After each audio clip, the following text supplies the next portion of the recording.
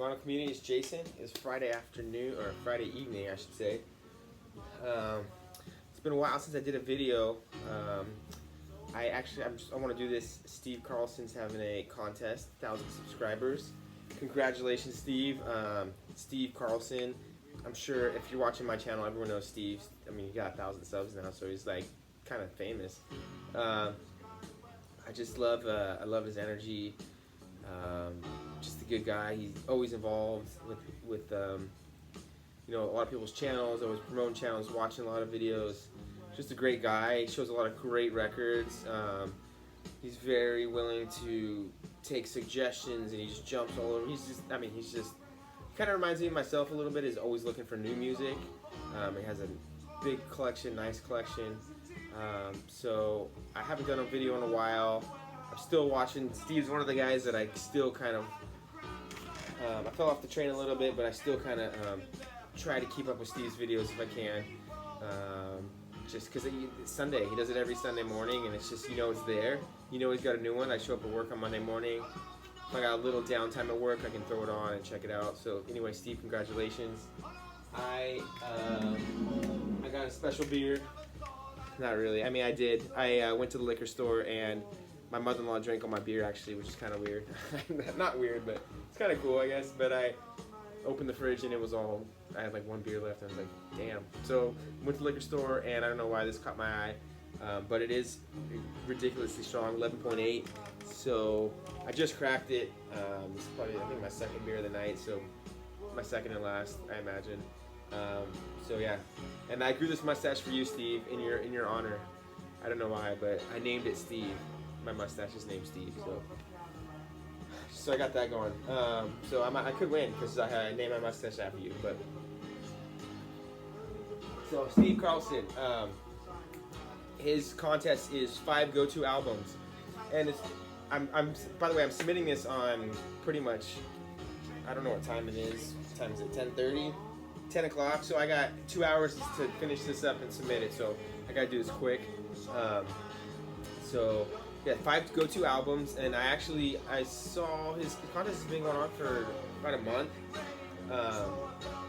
and I've been thinking about it. I'm having a hard time because I used to have a lot of go-to albums that I've always played, but I've been buying a lot of collections for the last few years, and I feel like I'm always cleaning records and listening to records to sell and flip, and it just, or new stuff I'm keeping. It's just, it's constant. So it's tough to, it was tough to think about 5 go-tos, but I did come up with some I still do go to on certain occasions, some new ones, some old ones that I haven't listened to that much recently, but they're staples. I just listen to new stuff a lot more lately.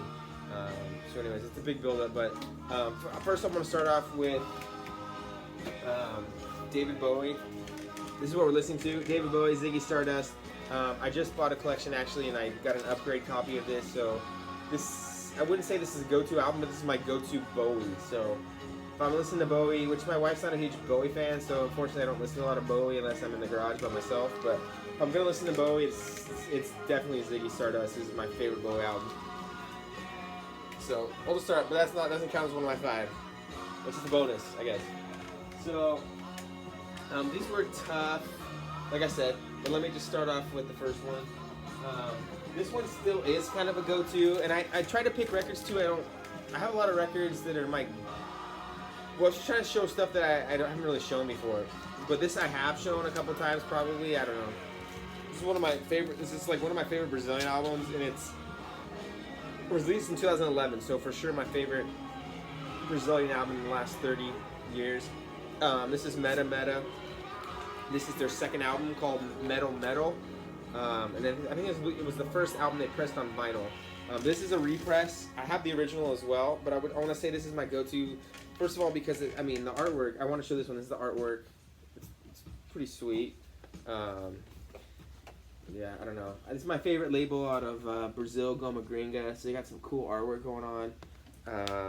And the label is pretty sweet too. I mean, check that out. I mean, you got Triple Kiss going. I mean, you can't beat that. So I bought the repress from Brazil first, and then I have the original as well. I bought it after because it's my favorite record, and I had to buy it.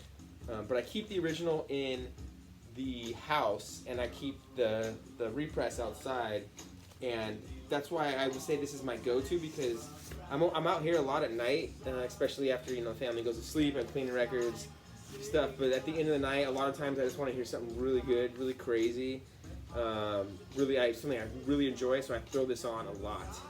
So this is still like a huge staple, but it's usually listening by myself, which I'm sure a lot of you guys in the vinyl community listen to records by yourself. I mean, it's nice when you listen with your family and friends and stuff. That's cool too. People are impressed. Not impressed, but just everyone's enjoying the music. But yeah, this is meta, incredible. Unfortunately, this one goes for quite a bit now. Even the repress probably cost you close to 100. But I'm fortunate to have it. But yeah, love this record. And this next one, this is an old go-to, Bernhoft. This is One Man Band. This is a live album. This is on a Norwegian press. Bernhoft is a Norwegian musician. He was in a big band. I can't remember the name, but he started going solo. I love him. He was nominated for a Grammy maybe a few years ago, but he started touring and doing like solo stuff. So he used loop pedals. So he would record like a little riff and loop it, and then start banging on the guitar, and he'd loop it, and it's just incredible. I saw him live. I don't think I saw him once, but I was gonna see him for Halloween years ago, and he ended up canceling the show. Unfortunately, he's playing like a tiny little place, like maybe like 100 people. Maybe that's why, because he's huge in Norway. But this is the first record I actually paid three figures for. I was like emailing people in Norway that have this on Discogs that didn't rank it very high. I don't know if you guys do that kind of stuff, but if I'm trying to find a record, sometimes I'll just throw out. It never really works, but. When this came up for sale on Discogs, I just pulled the trigger. I didn't even, and it was $100. So it was the first. This is back in the day. I didn't really spend a lot of money on records. I was getting tons of records at garage sales for dirt cheap. So, and I would buy some stuff online, but maybe like in the $20 range.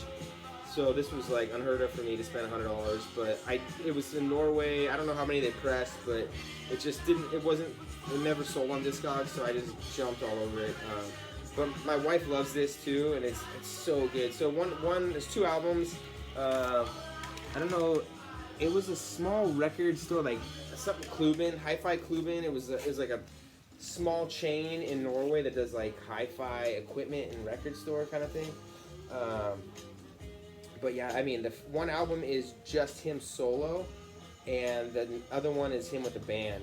So I listen to them both, but the solo one is so good. And unfortunately, he doesn't tour solo anymore.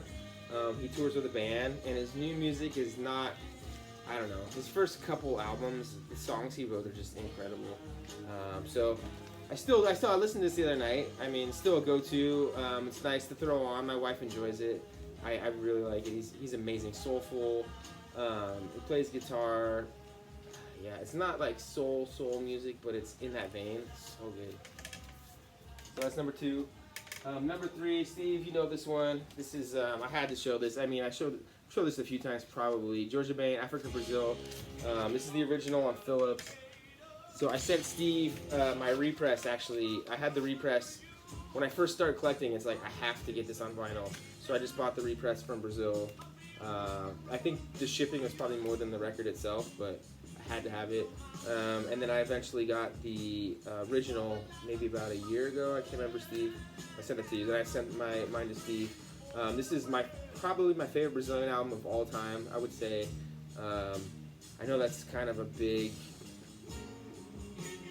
statement, but it was the first one I think it's the first Brazilian record where I really fell in love with. I was like, Brazilian music is amazing. And Georgia Bain is my favorite artist. He's just insane. Like, his catalog is so deep. He has like 10 must-have records, and I probably have like 8 of them. I'm only missing a couple. Yeah, but this is great. This is like samba, but it's like so funky. I forget. There's a backup band on here. I can't remember. I don't know if it says on here. I think it's Trio Makoto. I can't remember the name of the backup band on here, but it's just the organ, funky. Everything missing is like a 10 out of 10. this is a desert island record for sure. And the reason this is a go-to is I don't really play it that much at home. I mean,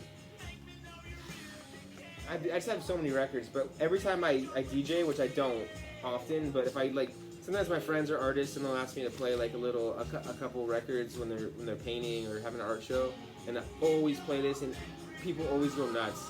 Always. This is so good. I mean, I think there's 10 songs on here, and it is just like there's not a weak track on here. It is amazing. So yeah, when I spin for like a DJ kind of environment, for sure this is coming. This is on the turntable. So the last two, this is Aretha Franklin, Aretha Now. This is, I think, the original on Atlantic. I can't remember. But this is a go-to because my wife loves Aretha. I mean, I like Aretha too, and it's a lot of my go-to records is because my wife likes it, you know. So I personally just like to play stuff I haven't played in a while. So I'm always rotating through. I mean, except for in like the Meta, that I play that one often, but I play this a lot because like I said, my wife enjoys it. But it has my favorite Aretha song on it, which is "You're a Sweet Man," and then my wife's favorite is also on here, which I think it is. I want to say, which is "Say a Little Prayer." That's my wife's, but also has "Think," "Seesaw." You Send Me. I mean, this thing is just action-packed. I mean, I think Aretha, I forget the statistic, but between like 68 to 69, I think she had 18 top 10 singles, or some ridiculous number. I mean, I like Aretha, and this is my go-to Aretha album for sure. So, last but not least, this is a pretty, I wouldn't say a recent, but this is another one I play because my wife really enjoys. This is the easy. I know it's a very relaxing. This is Croombin. I don't know if I'm saying that like. Oh shit! Almost lost it there. Croombin. I don't know. It's Thai for flying, I think. This is the original press, and I got it signed actually. I was fortunate to kind of discover them early because they were playing at a music festival I was going to, and they played at the small stage. So I purposely bought the first press, hoping I would get it signed because they're playing at a small stage at Outside Lands in San Francisco. And at that stage, sometimes my wife's gone backstage. It's just small bands play there. So I was able to get it signed. These guys have blown up. I mean, this record, I don't know, sells for a few $100 now. But yeah, this is, I mean, it's instrumental mostly. There's a little bit of vocals. I think, Steve, you've shown, I think you showed their second album, which I also have. It's also good, but this is amazing. It's just chill. It's basically, it's kind of inspired by Thai funk music, so it's like funky but chill. It's a 3-piece, like groovy bass lines, drums like super tight. Guitar, just little guitar. They're really tight. I've seen them a couple times live, and they're a really tight band. So actually, I had a bunch of stuff signed by them. I got this. I had a test press. I just sold it because I made a few $100 on it, so I had to kind of. I don't need a test press of this. I just bought it because it was cheap. And then when I saw them play live another time, they actually signed a picture my friend drew for him. Should I have that? I don't know. It's somewhere up there, but yeah. So this is recent. I mean, I play this a lot. My wife likes newer stuff too. There was a few that I was gonna grab for this, but this is just a cool one, and we listened to it the other day. So, Croombin. Anyways, those are my 5. Steve, congratulations again. You deserve every subscriber. I hope you keep doing your Sunday thing. Amazing. Don't stop. I love watching it if I can. I mean, during the week when I get a chance. I've been super busy lately, haven't been able to make videos, but I had to do this, and I need to upload it now. So that's it, people. Yeah, watch Steve Carlson's channel if you haven't. Which if you're watching mine, I'm sure you have. So anyway, Steve, I'm out.